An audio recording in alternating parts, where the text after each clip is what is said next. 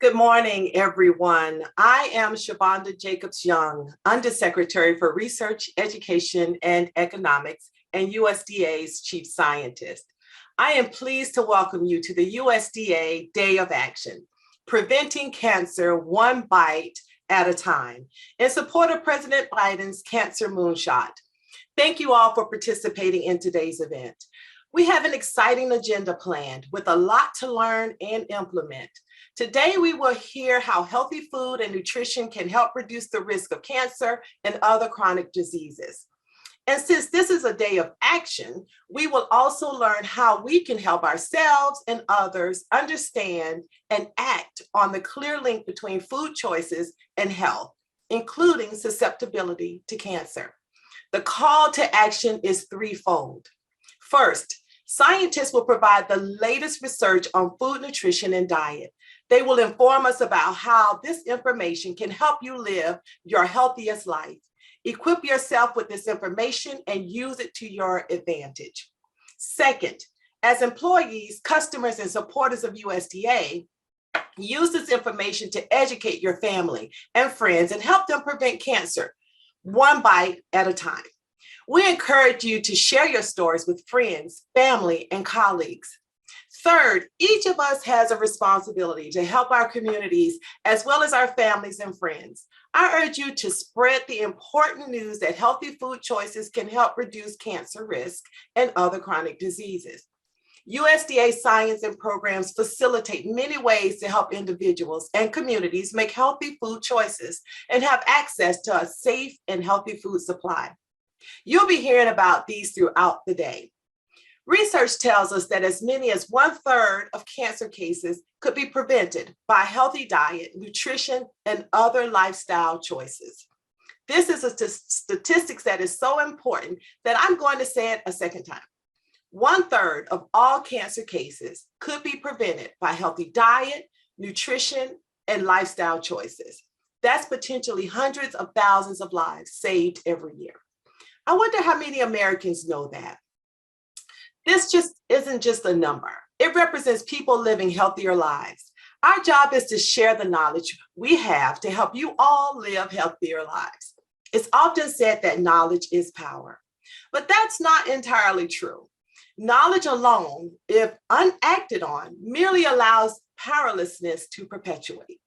Therefore, I challenge each of us to take the knowledge we gain today and share it with as many people as possible, both in our professional and personal lives. Only then can our loved ones and fellow citizens become empowered to make healthy food and nutrition choices. Now, to help us launch the USDA Day of Action, it is my honor to introduce Dr. Catherine Young, the Assistant Director for Cancer Moonshot Engagement and Policy in the White House Office of Science and Technology Policy.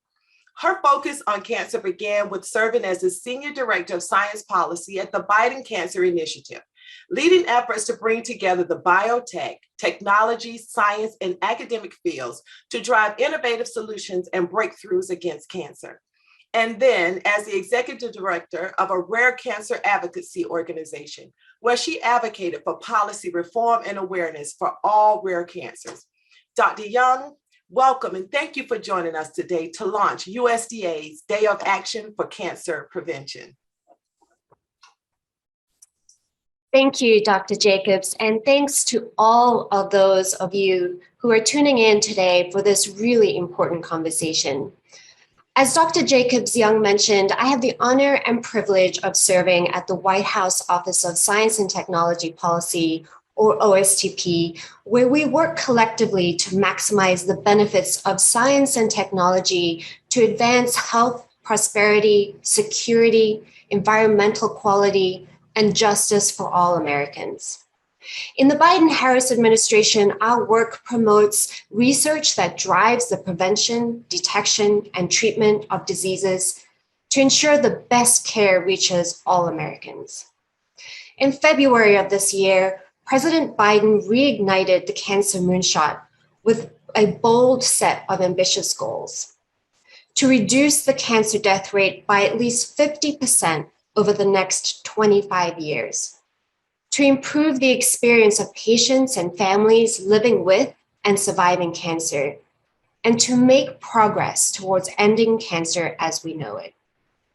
In March, in his first State of the Union address, President Biden highlighted the cancer moonshot as part of his unity agenda for the nation.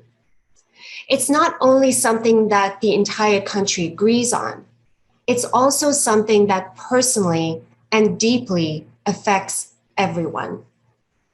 To reach the moonshot's goals, the president is taking a whole of government approach through the Cancer Cabinet.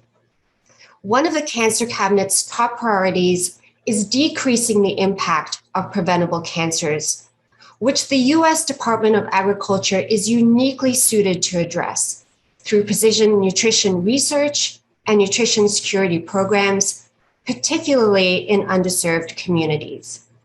And we are so grateful to have USDA as a partner in the Cancer Cabinet, and I want to thank Secretary Vilsack for his leadership. As we know, our diets influence our risk of getting cancer, and nutrition can help both to prevent cancer and to improve survival and quality of life during treatment and beyond. Research tells us that a diet rich in vegetables, fruits, whole grains, and beans can help lower our risk for cancer. But we still have much to learn, which is why it's so important that USDA is funding more research at the National Institute of Food and Agriculture on how nutrition can prevent or reduce the risk of cancer. So many aspects of cancer are beyond a patient's control, but managing nutrition is one way for people to take power into their own hands, so long as they have the resources to do so. Access to healthy, safe, and affordable food is an equity issue in the United States. And as the federal government, it is our responsibility to ensure that everyone in America can easily access healthy food. USDA's participation in the Cancer Cabinet will ensure that food safety and security are part of President Biden's goal to end cancer as we know it. We can all do our part to protect ourselves, our families, and our communities from preventable cancers. We can learn the nutrition science. We can share what we've learned, and we can create healthier lifestyles together. It is on us to keep pushing forward. The president has asked for everyone to be part of this effort. Because cancer affects everyone has a place on this team. Here at the White House, we're working every day to make progress on the president's cancer moonshot goals. In September, the White House will host a summit on hunger, nutrition, and health, and will release a national strategy to end hunger and reduce diet-related diseases, including some cancers. It's going to take all of us working together to meet our collective goals, and we are particularly appreciative of all the work you are doing at USDA and for hosting this day of action, so we can make this vision a reality. We look forward to working with you all along the way. Thank you. And with that, I will hand it back to you, Dr. Jacobs-Young. Thank you so much. It really does take all of us working together. And Dr. Young, thank you for your commitment to cancer prevention and your support to USDA as we work to help meet the goals of Cancer Moonshot 2.0. We appreciate your leadership and thank you for being with us here today. Now it is my pleasure to honor to introduce remarks from Secretary Vilsack. Secretary Vilsack was nominated by President Biden to return to a role in which he served for 8 years under President Obama. This tenure made him the longest serving member of President Obama's original cabinet. Because of the critical role that food, nutrition, and agriculture can play in preventing cancer, Secretary Vilsack is a member of the President's Cancer Cabinet. Let's hear remarks from Secretary Vilsack.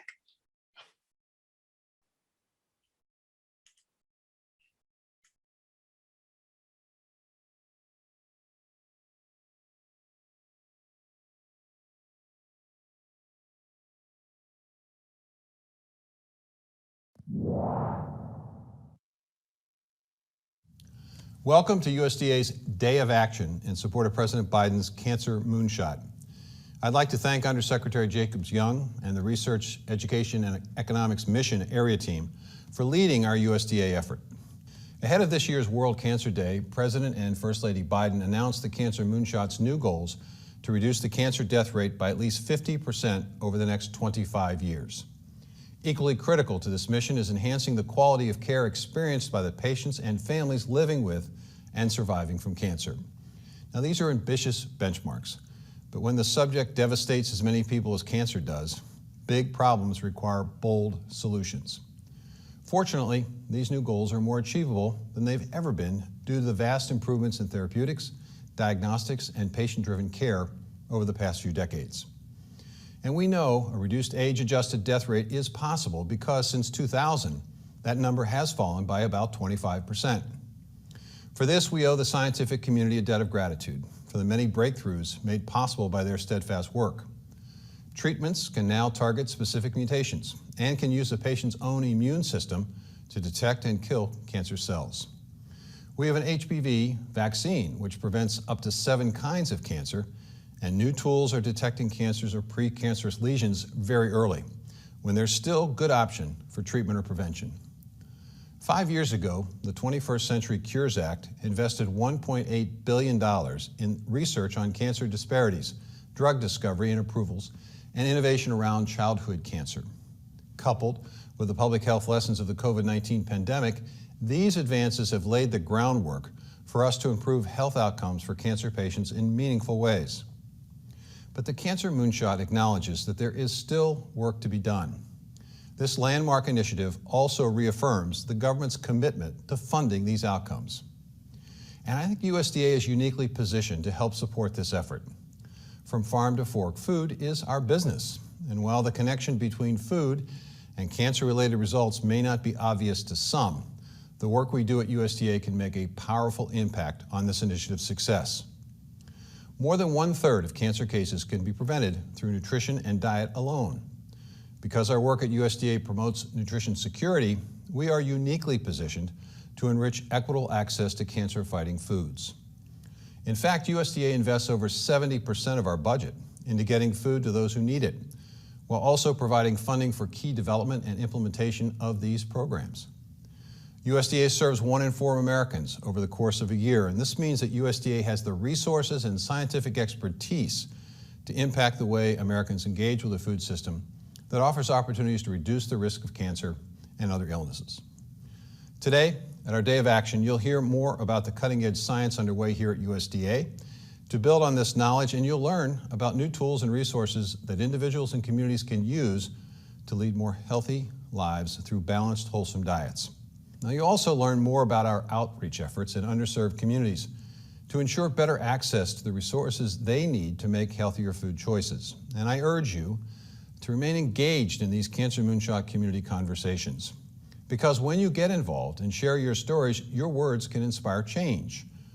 The reason this initiative is a moonshot is because it's going to take the efforts and actions of so many from all sectors to achieve. What we do here at USDA will be a leading contributor in accomplishing the ambitious but achievable goal set forth by the President and First Lady. On this Day of Action and on every day, remember that it's your involvement that brings the change we seek.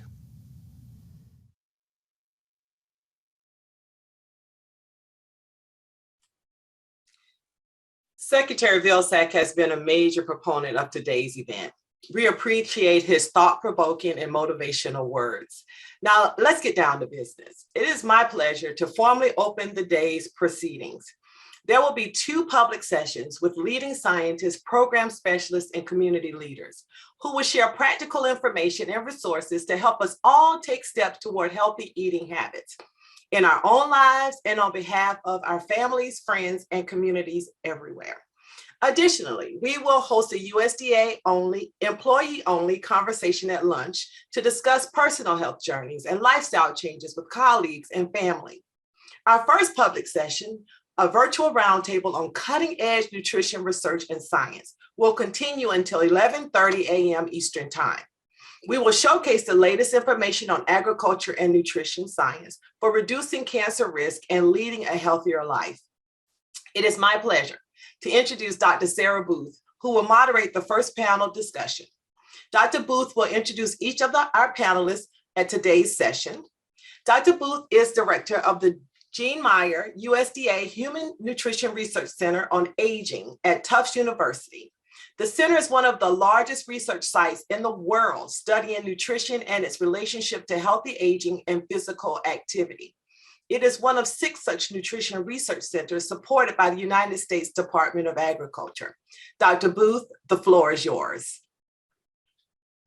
Thank you very much, Dr. Jacobs-Young, and thank you for the kind introduction. But more importantly, thank you for your outstanding vision and support for the USDA research agenda on food, nutrition, and agriculture. So to the audience, to understand how food and agriculture contributes to this important cancer prevention initiative, we need reproducible, validated research data to guide us. Today's speakers conduct and coordinate such cutting-edge research. Before we start, audience, if you have questions, enter them in the Q&A option at the bottom of your screen. Our speakers will speak in succession, and at the end, our speakers will answer your questions in what we hope is a lively discussion. So let's get started.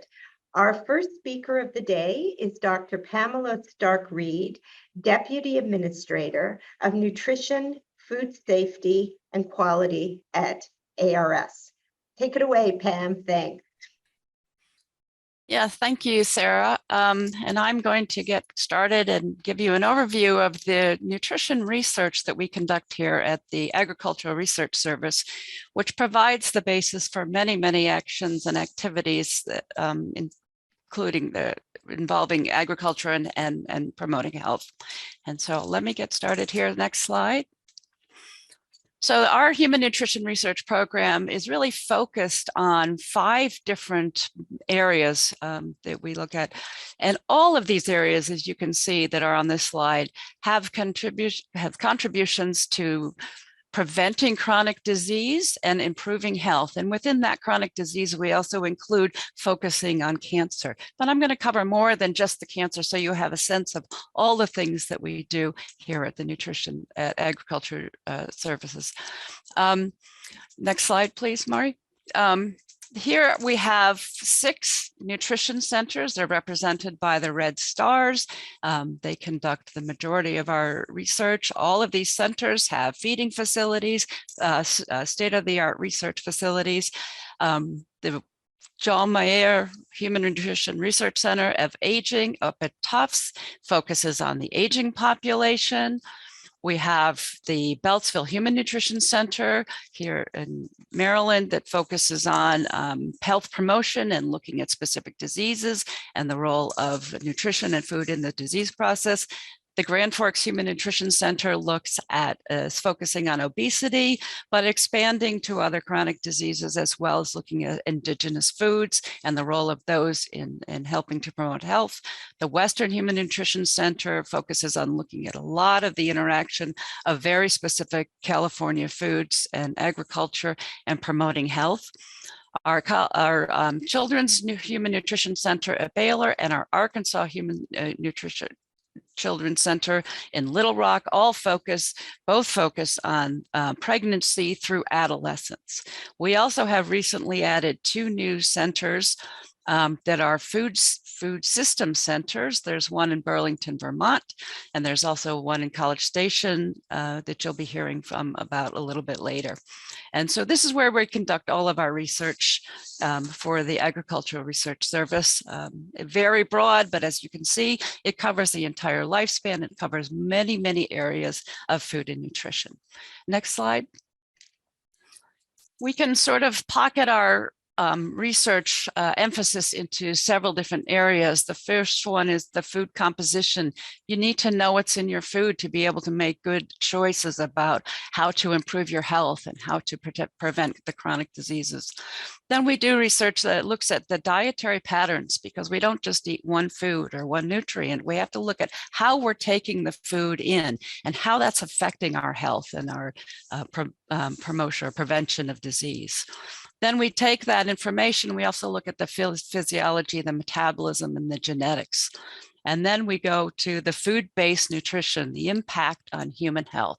So all of these areas interact with each other, they feed together, they give us a lot of the information that we need to know to be able to give guidance, to be able to help people, our general population, in terms of knowing what they can do and the right choices to make for choosing their foods.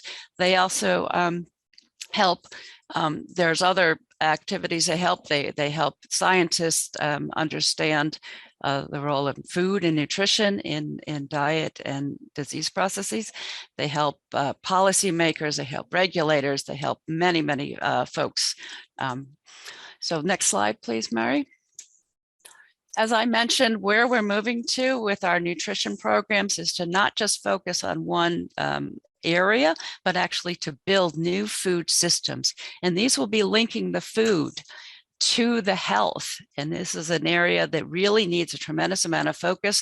Our production side hasn't always worked well, strongly with our health and nutrition side. So you'll be hearing a lot more about this, but I just wanted to comment that this is really the area in which we're moving into, making a lot of linkages to the nutrition, so we can have a much better understanding of the role of nutrition and food in promoting health.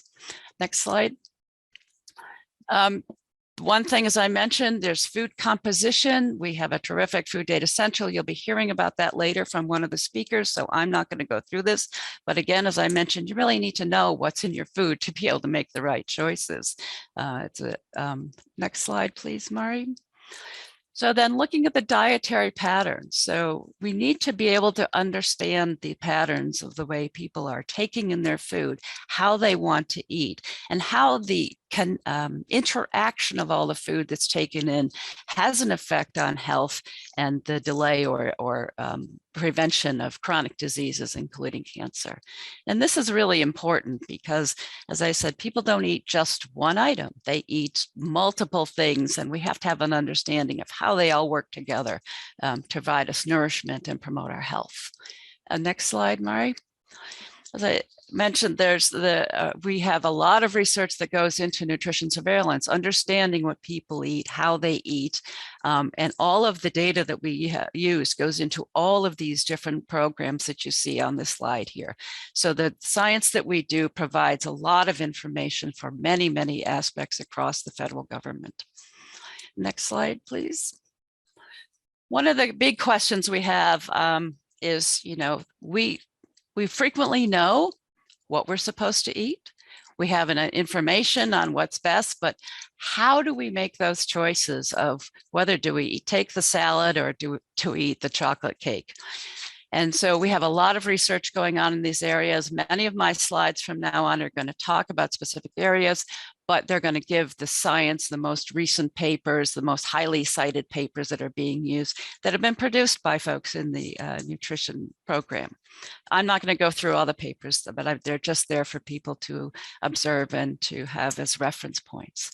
So we have research going on that really is trying to understand what makes people choose the food that they choose, because it's really important. If you want to make changes, you have to understand what is causing the action in the first place. Next slide. So we have a lot of research that's going on to inform the dietary guidance process, understanding what foods and what nutrients and what patterns of foods work the best in terms of providing the best nutrition and the best health promotion for folks. Again, the next slide, Mari.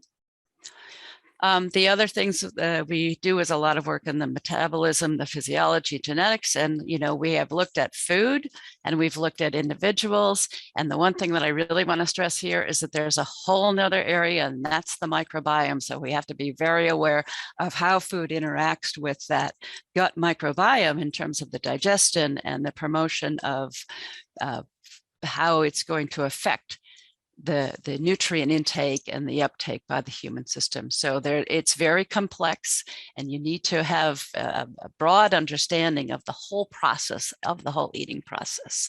Next slide, Mary. These are just the papers with the microbiome. So next slide, please. And then we have research that looks at genetics and epigenetics, because we have to understand what's going on in the individual. So what is that human, what's happening to the human when they're taking in this particular food? So we have a lot of research in this area. Next slide, please, Mary. And obesity. Obesity is a huge area of research. Obesity is a precursor, and it's very much can be a causality in terms of cancer risk and developing cancer. So we have a lot of research that's going on in obesity. And clearly this is something that's affected by our nutrient intake and our food intake. So it's very important. Next slide, please.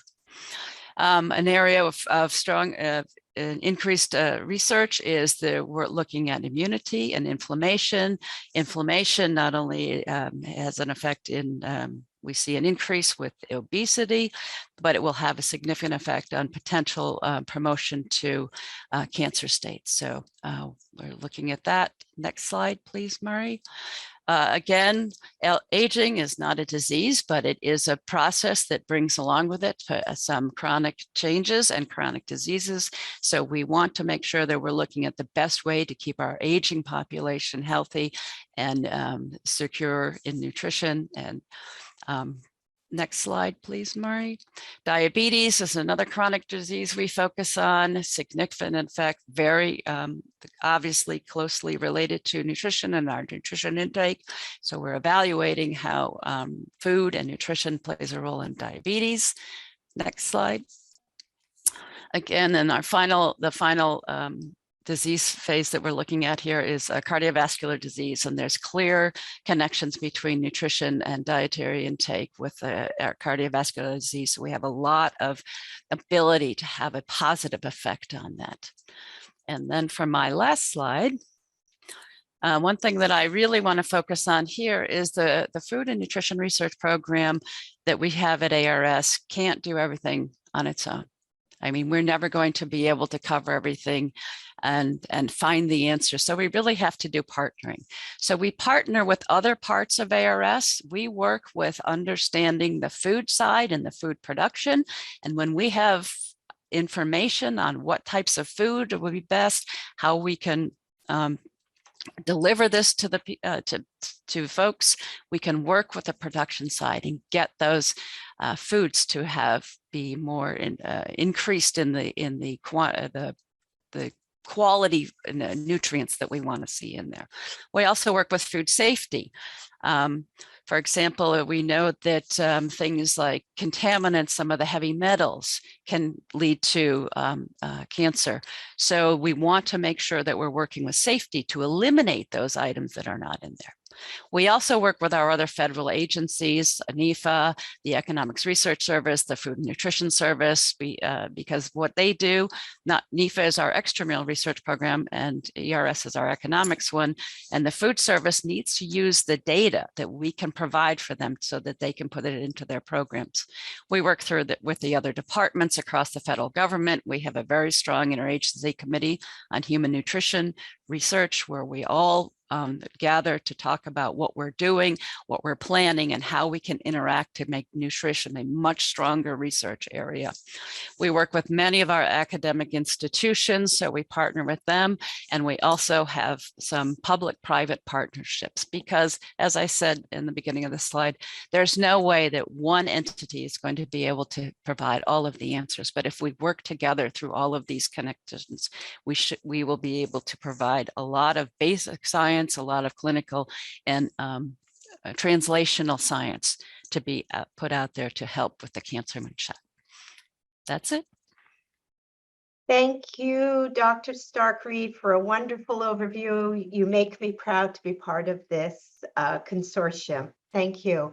Our next speaker is Dr. Patrick Stover, who is the director of the Institute for Advancing Health Through Agriculture at Texas A&M. Patrick, we look forward to your talk on precision nutrition. Thank you.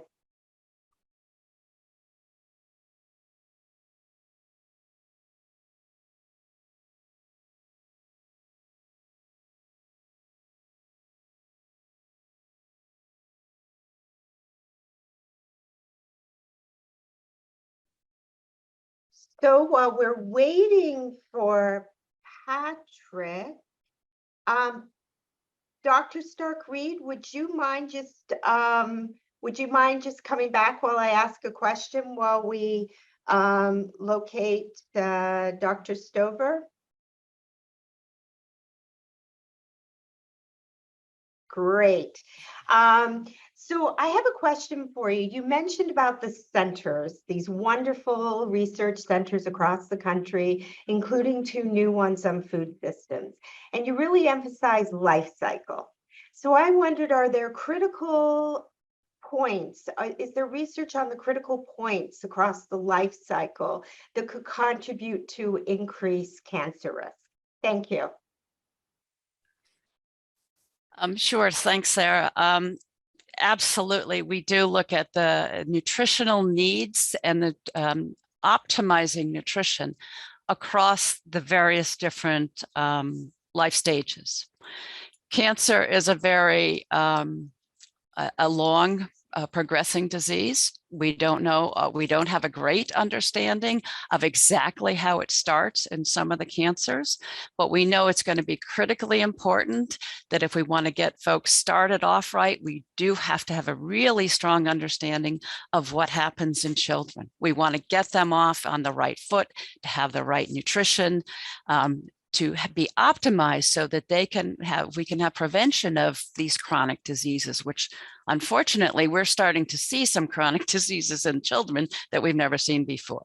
And then as you move along the lifespan, the aging group is especially of concern, because we see so many of the cancers actually appearing in this age group. So we know we need to have, we need to work all the way along there, but that this is a real critical group that we need to be able to have the answers for, to know what they should have been eating all along, but then how we can work with them and how, what their diets and what their needs are, even as they're in that age group as well.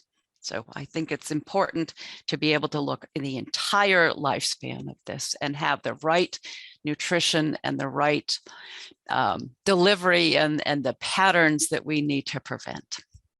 Great. Thank you so very much for that clarification, Dr. Stark-Reed. I just want to see if Dr. Stover is available. I believe so. Are you? Yes, great. So Dr. Stover, take it away on precision nutrition as it relates to cancer prevention. Thank you. Thank you very much, Dr. Booth, and thank you to the Undersecretary and to the ARS leadership for this opportunity to speak with you. I apologize, I don't know why I disappeared for a moment, but I was asked to really connect agriculture to precision nutrition and then to cancer. And so I will undertake that now, if I could have the next slide. And I think first it's worth talking about why we have the food supply we have today. And it was really engineered in the post-World War II era, where during World War II, there was a lot of research and a lot of increased understanding of the importance of diet and nutrition in soldier performance. And at the same time, then most of the food in this country went towards the war effort for our soldiers. So there was a domestic initiative to have victory gardens so that individuals who were here in the United States would be able to become more self-sufficient in terms of their food. Yet during this time period, there was a lot of hunger, both leading up to the war and the Depression and then in the post-World War II era. And there were major initiatives to eliminate hunger. Hunger was seen as being unacceptable, either both domestically and globally. So agriculture was scaled to prevent hunger, and it was scaled by producing calories. such that food, or we could say calories, were abundant, affordable, and accessible. And that is the legacy we live with today. If I could have the next slide. But now we have new expectations, new imperatives for the food supply. On the left there, you see a Nature article, Can Science Feed the World? We know that the human population is growing. There's going to be another 2 billion people on this planet by the year 2050. Yet you also see on that issue of Nature, diabetes. We are also seeing increases in food-related chronic disease due to overconsumption of some types of foods or inappropriate diets. So our historical expectations coming out of World War II were to produce food, fiber, and fuel to prevent hunger and to spur the economy. But now we're seeing these new expectations and imperatives of the food system. So in addition to continuing to produce to meet export markets and world needs, we now have the expectations of agriculture to promote health, both for human health, for the environment health, so that we are able to produce food for future generations, but also to ensure agriculture is economically viable looking forward, because if it's not economically viable, we can't achieve the other objectives. If I could have the next slide. And so there you see on the left where population growth is going to occur by 2050, India, China, Nigeria, the United States. But you see on the right, at the same time, we are losing precious agriculture farmland to more profitable purposes. You're seeing solar panels going up all over some of our most productive farmland because of the economics. If I could have the next slide. So if you look again on the right, worldwide, we have malnourished people today. We have hunger. It's not necessarily because we don't have enough food. We just can't get it to some people in many cases because of conflict and war, et cetera. But we know that the number of malnourished people is going to grow as the population expands. But we also see a rise in diet-related chronic disease. And I'll just throw a couple numbers out there. We know now that 50% of all adults suffer from pre-diabetes or diabetes. We know that this is expensive. It costs about $160 billion a year, more than the annual budget of many key federal agencies. And we also know that if you look at the total cost of diet-related chronic disease, it's been estimated to be well over $1 trillion a year. But when we talk about chronic disease, we're also talking about cancer, because the same biological events that happen in diet-related chronic disease that Dr. Stark-Reed talked to, the inflammation, the stress responses, et cetera, those also create risk for cancer. So you can see from an article published in 2018, there in red, people with diabetes worldwide are at increased risk for liver, pancreatic, colorectal, endometrial, breast, and bladder cancers. Women with diabetes are 27% more likely to develop cancer compared with healthy women. So when we talk about diet and disease, the same diseases that are known to be linked to diet also create risk for cancer. So it's all the same problem. If I could have the next slide. We also know that obesity, which initiates many diet-related chronic diseases, disproportionately affects our minority and underserved groups. You see there the maps. The more maroon the color is, the higher the prevalence of obesity. And you see there for white, Hispanic, and non-Hispanic Black populations in the United States. So our underserved populations are bearing the burden of obesity, bearing the burden of diet-related chronic disease. Could I have the next slide? And this mandate about having agriculture as being the solution to disease, being the solution to healthcare costs, which are driven by diet-related chronic disease, was seen in the 2020 Agriculture Appropriations Bill, where there was specific language where the committee directs ARS to give a report on the connection of how to advance science, policy, and practice for how healthy food enhances overall health, reduces obesity and related comorbidity, and could lower healthcare costs. Healthcare costs continue to skyrocket. They are driven by the food that is consumed in this country, and agriculture has to be the solution to healthcare costs. If I could have the next slide. And so what we see moving forward is we have 4 complex dynamic systems, and all of these are right in the wheelhouse of the USDA. But we know food, people, economics, and the environment are all complex dynamic systems in their own right, and we all know that they interact strongly. We need to study each of these 4 domains as the systems that they are, understand their interconnections, and how we can recreate harmony to have these 4 work together, because currently we know that's not the situation. If I could have the next slide. And so the vision, certainly at USDA and certainly here at Texas A&M and our Institute for Advancing Health Through Agriculture, is really to take a systems approach. In the past, we have looked at the whole agriculture and food value chain in segments. We have looked at production over here, we've looked at farm inputs over there, we've looked at human health, we've looked at nutrition programs in isolation of each other, not talking to each other. And in doing so, we're not able to maximize our impact, number one. And number two, we have trade-offs that occur that necessarily don't have to occur, or unintended consequences. But if we take a systems approach and we focus on those new imperatives of human health, environmental health, and economic health, agriculture can be the solution. If I could have the next slide. So at the Institute for Advancing Health Through Agriculture, we are taking the approach of trying to comprehensively harmonize the entire ag value chain around those imperatives of human, environmental, and economic health. And we've created this institute around 3 hubs. One is precision nutrition, and you see that in the upper left-hand picture there from Scientific America. Food for thought, dietary change was a driving force in human evolution. Humans emerged all over this planet. Those human populations that survived and expanded adapted to their local food environment. Those local food environments were different all around the world, and that's why we all react differently to food. That's the need for precision nutrition. We also have a program in responsive agriculture, and that is how can we take advantage across the whole production from farm inputs to food processing? How can we not only make more, but make better in terms of the human health, environmental health, and economic effects that it has? And finally, healthy living. How can we get into those communities we need to get into, those underserved communities that we normally don't have access to, so that we can bring the science of agriculture, the science of nutrition, to reach those new imperatives. If I could have the next slide. So I'll talk a little bit about precision nutrition. First, I want to emphasize this is not a new concept.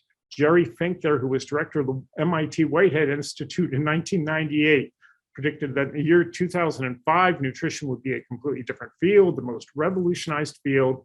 You won't wake up one day and say fat is good or fat is bad. You're going to know what people can metabolize and what people can't metabolize. Of course, we haven't achieved that yet, but that is the dream of precision nutrition. If I could have the next slide. So this idea of precision nutrition really came out, in my mind, of a 2017 National Academy of Sciences report for developing dietary reference intakes based on chronic disease. We historically have set nutrient requirement standards based on avoiding deficiency. But now the problem is not deficiency, but it's diet-related chronic disease. And because of that, we need now a precise approach, because nutrition deficiencies occur essentially the same in all human populations. They manifest the same, so you can take a population approach. But diet-related chronic disease are complex in their etiology with many interacting factors: nutrition, sleep, exercise, genetics, etc., and they exhibit great heterogeneity. So you have to take a precision approach. You also then need common evidentiary standards across those risk factors, because we know that few chronic diseases are affected by single nutrients or pathways. And so we need new systems level markers that really connect what people are exposed to in terms of their food and other lifestyle indicators and their health. If I could have the next slide. I'm going to skip that slide. Can I have the next slide? And so one of the ways that precision nutrition is being approached is trying to collect all of these physiological data to understand how people are different in terms of their genetics and the microbiome and their physiology. These are quite expensive. But what we're seeing on the right is new wearables that are being developed, and we need to include more nutrition indicators in these wearables where we can get real-time information for people, how they react to food, and how that affects their biological indicators of healthy aging. And in my mind, that's going to be really, really critical. If I have the next slide. And one of the questions precision nutrition then asks is, when can we take a population approach when we talk when we set nutrient and food-based guidance? And when do we need to take a precision approach? And that's a fundamental question that we have to answer. What type of subgroups are we going to have? Are we talking about individuals, talking about subgroups? And when, again, do we need a population approach, when a precision approach? And the other question is, we need to do real-world experiments. We typically divorce the biology of food and health from food behaviors and health. And it's really essential that we begin to bring these two areas together so that we can understand the biology of food and health behaviors in communities and real-world experiences. If I give the next slide.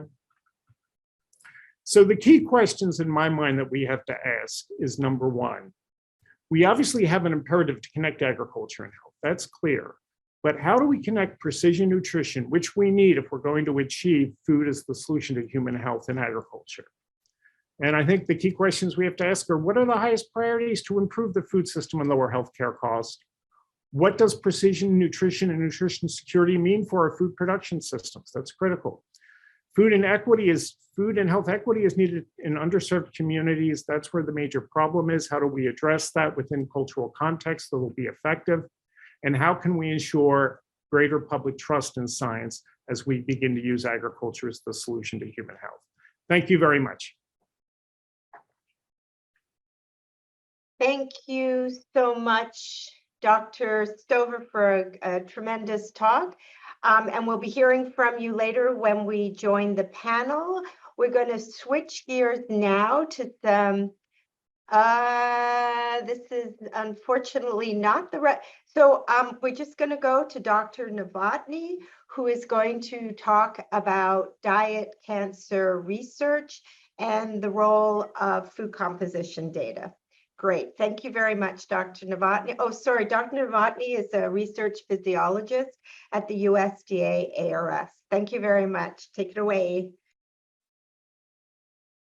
All right, good morning. Cancer is a real health risk, and almost half of us participating on this webinar today will be diagnosed with cancer at some point in our lifetimes. But as you've heard, there is something we can do about it. And the USDA has an active program to understand how diet can lower cancer risk. Understanding food composition is a key part of the success of these research programs. And that is Dr. Carson's starting slide. I'm sorry, we have a little bit of a glitch on the slides. If you don't mind, Janet, I think what we'll do is have Dr. Carson join us now, and then we'll have Janet Novotny join us later after Dr. Carson has joined us. Dr. Carson is a research scientist at Prairie View A&M. My apologies, I think when I assemble slides, I mistakenly mixed up the introduction. Dr. Carson, are you available? I'm here. Okay. We look forward to your discussion on multifunctional nanoparticles. We'll get this right soon. Take it again. No problem. Good morning, everybody. It's a pleasure for me to talk to you briefly about the research that I'm doing here at Prairie View in the College of Agriculture and Human Sciences. This is a collaborative effort with the Department of Chemistry and Physics. Next slide, please. Okay, so my research areas are three-pronged: omics, nanotechnology, and plant genetics. So I just want to talk today about the nanotechnology part, and specifically on the synthesis of nanoparticles and some functionalities of them. Next slide. This is some data that I've gotten from the World Health Organization that shows that there is a high incident rate and a high mortality rate in certain cancers. And so this stemmed my interest in doing cancer-based research and trying to collapse the cancer-based studies with agriculture. Next slide, please. Okay, and so I wanted to focus on plant-based studies for a number of reasons. I wanted to make nanoparticles. The advantage of making nanoparticles from plants is that the reaction can take place with little or no heat. So it's basically at room temperature. I would avoid doing the using hazardous chemicals that we know can cause certain cancers. You can minimize side reactions. And then, using plants, plants themselves have nutritional content, metabolites that's known to have medicinal value. And so the methods involved in the study, next slide, please. I say that this method is for microbial studies because we've done some food safety studies, but here we want to talk about cancer studies, but the methods are basically the same. We can take food items like garlic, turmeric, and habaneros, and bell peppers, and a whole gamut of things that we eat, even medicinal plants. And we've done studies with hemp plants as well, where we wash the plant up, we do an extraction, and then we introduce that extracted material to either something like a zinc nitrate, these metallic kinds of salts. It undergoes a bioreduction, and we know a reaction has occurred because we see a change in color. And then we take these nanoparticles and we characterize them. One method that we use to characterize them, one piece of equipment that we use to characterize them would be the UV vis that tells us that the nanoparticles are forming. We do functional group identification using Fourier transform infrared spectroscopy. And then we do characterizations also with characterizing the size of the nanoparticle and the stability of the nanoparticle, the zeta potential, in other words. Next slide, please. So this is just a FTIR scan of the metal salts, a comparison of the metal salts with the plant extract, and then with the product that we get from allowing the product that we receive from the reaction. And so that green line is that of the metal salt, that blue line is that of the plant extract. And that yellow line is the most important line for us because it shows that the functional groups that's present in the metal salt is also present in the nanoparticle, and so are those functional groups that's present in the plant extract. So we know for sure that this nanoparticle that we formed has functional groups from both the metal salt and from the plant extract. Next slide, please. So we look at the stability of these nanoparticles, and we look at the size. So the upper part, those red bars indicate the size, and the purple bars indicate the stability, the zeta potential, in other words. And so we can actually run this reaction right on this in a valve, right on our desk top, room temperature, and we can observe these changes over a 7-week period and longer, depending upon the nanoparticle. And we see that the size of the nanoparticle is less than 100. So by definition, nanoparticle is less than 100 nanometers. It kind of depends upon the application you're using it for, but size is pretty good size, less than 100 over the 7-week period. The stability, the zeta potential on that bottom part over 7 weeks is in the range. It's in a good range for stability of those particles, and so that's showing that we have pretty good results there. Next slide, please. So we're looking at, these are UV spectra of our nanoparticles. So if we vary the temperature, I told you in the previous method slide that it could happen at room temperature. And something temperature is slightly higher than room temperature. So what you're seeing on your left is the result from doing reactions at various temperatures. And so the higher the peak that you see near 400 indicates that there's a higher concentration of nanoparticles being formed. On your right is a scan of varying the reaction time. And so what you see there is that as the time increases, the concentration of the nanoparticle also increases. Next slide, please. Okay, now this is a SEM micrograph of our nanoparticles, kind of blurry. So scanning electron microscopy looks at the surface morphology of materials. And so what you see on your left is that you see these spherical shapes there. Those are our nanoparticles.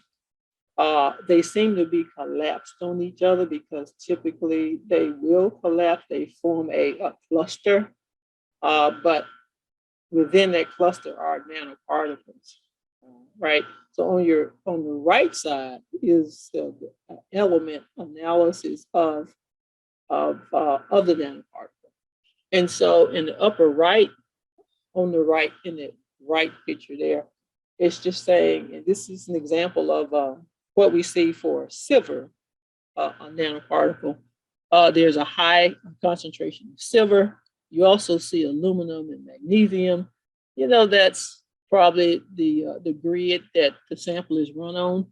And then carbon and oxygen they're present in most plant species. Next slide, please. And so we've done way over 50 nanoparticles, but we selected about 19. We've made copper oxide based nanoparticles and zinc oxide based nanoparticles. These copper, zinc, silver, these are all elements that's present in some of the food that we eat anyway. And so our motivation for selecting those is basically that we didn't want any other harsh metals to be able to enter into our bodies. And so when we look at the cancer cell studies, we use lung cancer cells, basically because there was a high incidence of lung cancer, more mortality rate. You look at the skin fibroblast cells. Well, we were interested in maybe developing some kind of topical agent to help fight skin cancer, but then have plant-based kinds of treatments. We won't talk about HeLa cells today, but we have done some studies with HeLa cells. Next slide, please. Okay, so I'm showing you here cell survival studies, MTT assay. And so basically there was a rapid decrease when cells were, a rapid decrease in cell survival when the cells were treated with various concentrations of our nanoparticles. We saw something similar with lung cancer cells, as well as with the skin fibroblast cells. Next slide, please. Okay, so I'm showing you now some microscopic studies. This is the A549 cells. That is the one of the cells we studied. On the left is a control. You see the cells are kind of stretched out. It means that they're living. When we introduce it, let's say to a copper oxide nanoparticle, you see the circular cells, indicating that the copper oxide has gotten into the cell and is causing the cell to die. These last two scans on the bottom are some copper oxide nanoparticles that was plant-based. Next slide. This is just a graphic of what you saw in the picture, just saying that with these copper oxide nanoparticles, you get a similar behavior in cancer cell survival based on concentration. Next slide. All right, and then this is a study with the AG1522 cell. That's the skin cell. We use here a standard of the copper oxide nanoparticles. Again, you see the circular things here on the right, indicating some of the cells have died. Next slide, please. And that's just a graphic of what you see in the microscopic study. Next slide. And so our primary result, this is very, these are the primary results. We have much more work to do. And I guess you guys can read that. And so thank you guys for listening. Dr. Carson, thank you so very, very much for this exciting presentation, and we really look forward to seeing the final results. Our final speaker for today, now I've got my coordination straight, my apologies, again, is Dr. Janet Novotny, a research physiologist at the USDA ARF. Take it away again, Janet, thank you very much.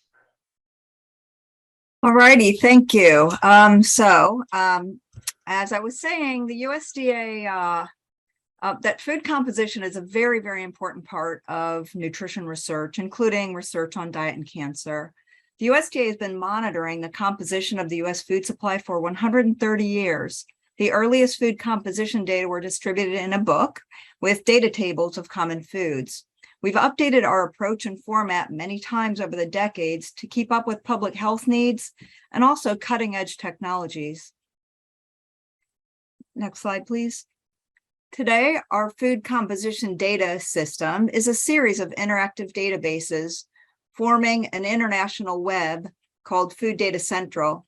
This website gets over 1 million page views every month and 2.5 million application calls every month. Food Data Central offers food searches for particular components, and further, researchers and application developers can download the whole data set.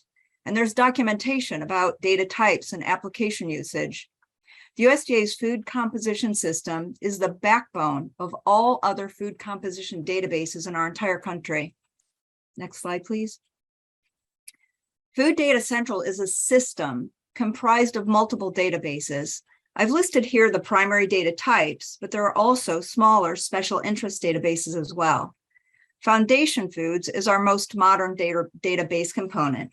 This database contains basic foods and ingredients, multiple broad sampling across the food supply, and additional information, including sample source location, analysis approaches, and variability, along with the average values for nutrients and food components. Standard Reference Legacy refers to the National Nutrient Database for Standard Reference, which has been the primary source of food composition across our nation for decades. Our updates are going into the other database components at this time, but Standard Reference, with its 8,000 foods and 150 food components, is still available as a reference. The Food and Nutrient Database for Dietary Studies provides food composition data in a format to facilitate dietary surveys to understand what people are eating and how much of different nutrients they are getting. The Global Branded Foods Database contains nutrient data for almost 400,000 branded products, including foods from other countries. And the Experimental Foods Database comprises more complicated entries, like foods analyzed by very novel methods, and data on the effects of agriculture practices or processing and the environment. This system has been created with a very progressive design to facilitate maps and connections amongst foods and food features, like connecting different related food products and connecting foods to agriculture practices, processing methods, and so forth. That's called ontology, and it's one of our current active efforts. The current design of our system also supports expanding our connections and crosstalk to other databases across the world, another active effort at USDA. Next slide, please. If I do a search for apples, I see at the top the number of hits from our different databases. And I see that we provide information about several different apple types. Next slide, please. I can click on an apple selection to see the nutrient composition of that type of apple. These data are a compilation of multiple samples, so we can tell you the variation, the expected low and high values, and so forth. And that variability is good to know because not all apples are the same. And this variability information can support more complicated research as we focus more on the range of food values instead of one individual average number. The information about individual food samples is available as well. Next slide, please. Searches on specific components are also possible. Here is a search for foods containing vitamin C, and the search results can be sorted in different ways depending on the needs of the user. Overall, the database provides breadth and depth in its food composition information to support the most transparent, complete, robust food composition data that has ever been available. And this information will support better research on diet and cancer, as well as other chronic diseases. Next slide, please. The research puzzle has many pieces that fit together to provide the bigger picture of diet and disease prevention. And food composition is an important link between these research activities and also a critical piece for the success of each piece of the research puzzle.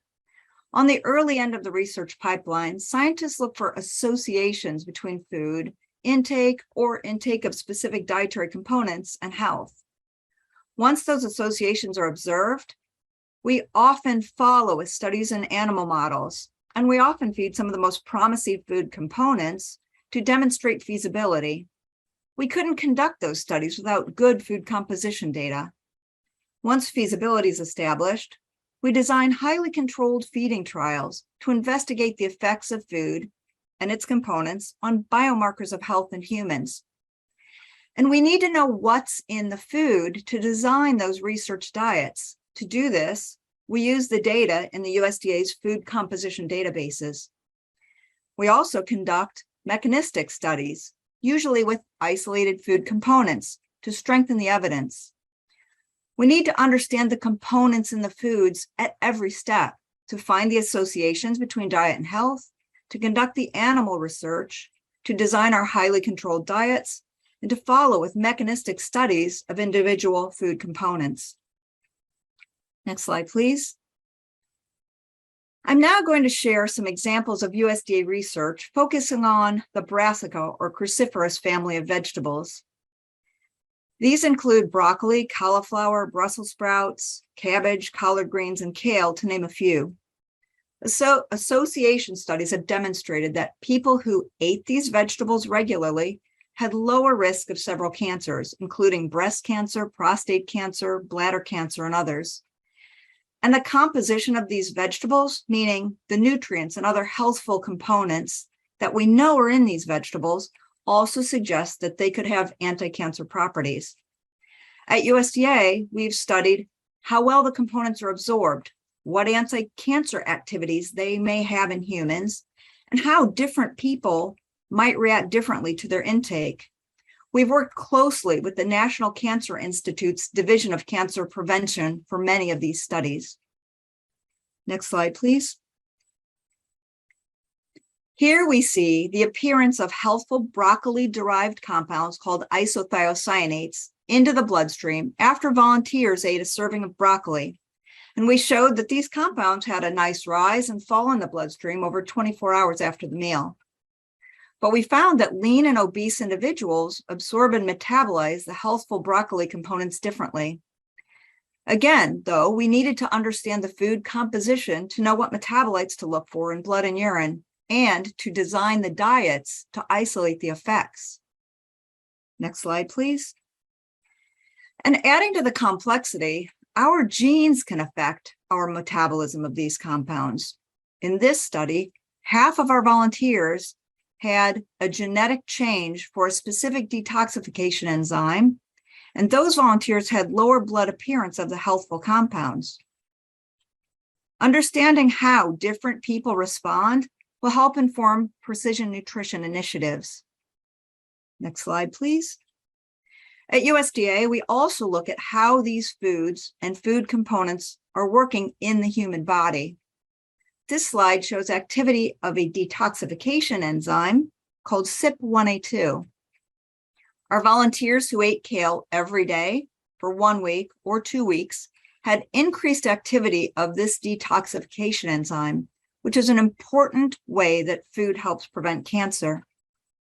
Next slide, please. And we also investigate how our genes affect not only absorption and metabolism of the healthful compounds, but also how genes affect our ability for foods to provide health-promoting activities in the body. In this study, we looked at whole foods, which were cabbage and mustard, as well as the isolated isothiocyanate derived from those foods. The colored bars here show how different genotypes responded. Again, this study design depended on good understanding of the composition of the test foods and the other foods in the base diet. Next slide, please. Finally, to capitalize on technologies like artificial intelligence, we have used the most up-to-date high-tech instruments to do broad measurements of hundreds of metabolites in a technique called metabolomics. This type of information will greatly strengthen our understanding of what people are eating, how they are metabolizing, as well as the connection between food and health. Next slide, please. And while I've been talking about a particular class of vegetables for my examples, it's important to know that there is not one magic bullet. The foods in the diet work together to influence health. These are results that were derived from a USDA's What We Eat in America survey in combination with our food composition databases. The graph on the left shows that cancer mortality was higher with lower quality diet. Note, though, that the table on the right shows that these results are not all from one food group. The whole diet works together to provide the health benefits. Next slide, please. So, in summary, Hippocrates in 400 BC understood the importance of diet and its role in health. We've come a long way in understanding the specifics of the links between diet and cancer, and understanding food composition is key. USDA's initiatives to broaden available information about the composition of foods and to expand the food information web while also conducting cutting-edge research will continue to advance our understanding of cancer prevention through diet.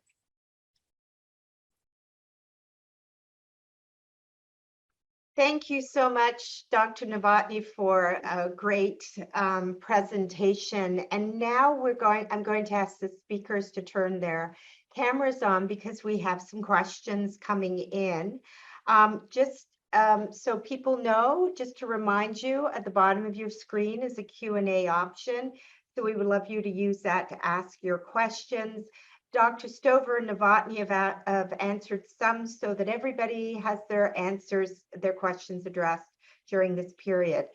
So one of the first question that's been posted is, are the slides available? Because it's been such great presentations, thank you.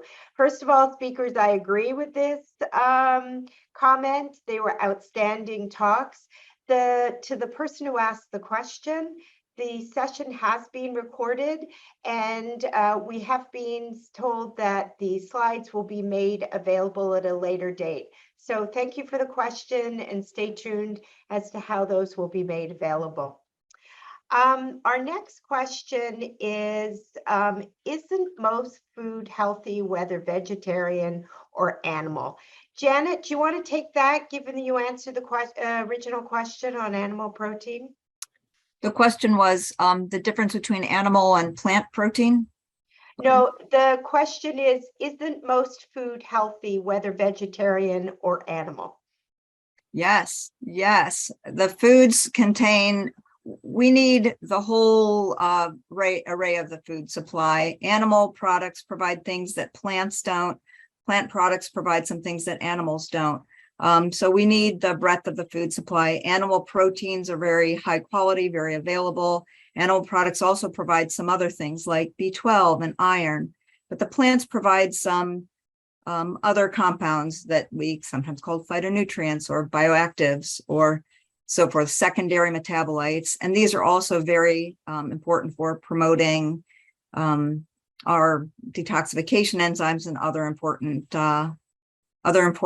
mechanisms in the body. So we need the whole array. Thank you. Do any of the other speakers want to comment, add to Dr. Novotny's response? Okay, great. So the next question is about food processing. Isn't the problem about how food is processed, fiber removed, heating that modifies the ingredients, added nitrates? Would anybody like to take that? I definitely would like to make a comment on that. Processing is not the villain. For example, tomatoes eaten raw compared to tomatoes that are processed in a can, the processing helps to break those cell walls, and sometimes they're also processed with a little bit of oil. That makes the lycopene more bioavailable. So the answer is in the details. Ensure or infant formulas, cereal provides a very healthful array of additional nutrients. So processing itself is not the villain. It's the quality of the diet depends on the nutrients and their availability that they are providing. Thank you. Anybody else want to add anything? No. Okay. I'm going to go to I'm going to skip a question because I really would like to hear, as does the person in the audience, how do the speakers see precision nutrition impacting agriculture in the future? How do we ensure adequate nutrition for all within our agricultural systems? I'm going to let you start, Patrick, given that you covered this topic. Thank you. Thank you very much, Dr. Booth. And certainly this is a question that we get quite frequently from a lot of our agriculture producers. What does this mean for us? And I think right now, we have to recognize the premise of precision nutrition is that nutrient needs vary. They're dynamic. They vary among people. They vary among the life stage. We know that nutrient needs are different in health and disease. And the idea, again, is when we use a chronic disease endpoint, whether it's prevention or management, that there's going to be responders and non-responders and variability among the population. We need to understand that. And we need to find a way that individuals know what their nutrient needs are, what their food needs are, in essentially real time as they age. What does that mean for the food supply now? Well, it means two things. Number one, it means that we need a highly diversified food system so that all members of the population can get the foods that best promote their health. Number two is we need data. And this is the concern of a lot of the producers is who is going to own that data, who's collecting that data, is the consumer going to have access to that data? And so that fundamentally is the question of, on the production side, we need a diverse food supply to meet everyone's needs. On the consumer side, we need to be able to get to the consumer through technologies, what their nutrient needs are at any given time to best support their physiology, to best support their health. So the answer is we don't know, but we shouldn't try right now to be narrowing the food supply. We should be trying to ensure that we have the most diversified food supply that we can manage. considering both the economic and environmental impacts. Great. Thank you very much, Dr. Stover. Do any of the other speakers want to contribute to Dr. Stover's comments? Okay, thank you. Dr. Carson, this is a question related to your new preliminary data. Why were copper and zinc chosen for the nanoparticle development as opposed to an element such as iron? Thank you. Hey, good question. Basically, I chose copper and zinc because those were readily available in my lab. One of the next steps that I'd like to take is to go and study the iron oxide ones as well. Great. Thank you very much, Dr. Carson. As a follow-up to the question on precision nutrition in agriculture, the question comes up, does this mean that the DRIs are up for a change? Patrick, Dr. Stover, I'm going to hand it over to you as you raise the chronic disease endpoints in your presentation. And certainly, I was a member of that committee that established the framework for how you establish nutrient-based recommendation based on a chronic disease endpoint. And one of the challenges with that report, and it is aspirational, is data. So we have more or less very good data about essential nutrients and about how essential nutrient requirements are, because most of the people in the population can respond similarly when they're healthy to depletion of any one given nutrient, and then what the repletion thresholds are. When you talk about a chronic disease endpoint, you get, as Francis Collins says, responders and non-responders. You get much more variability. And so the chronic disease endpoint report, calls for types of data and quality of data that are rare right now, but certainly are aspirational. If we're going to use food to lower healthcare costs to agriculture, we have to then understand that connection between nutrients, foods, and chronic disease. And so we need more data, we need better data, we need different approaches. But we will not use it. Agriculture cannot be the solution to healthcare cost to chronic disease reduction until we understand that connection between food and chronic disease and all of the heterogeneity and variability within that. Thank you very much. Thank you.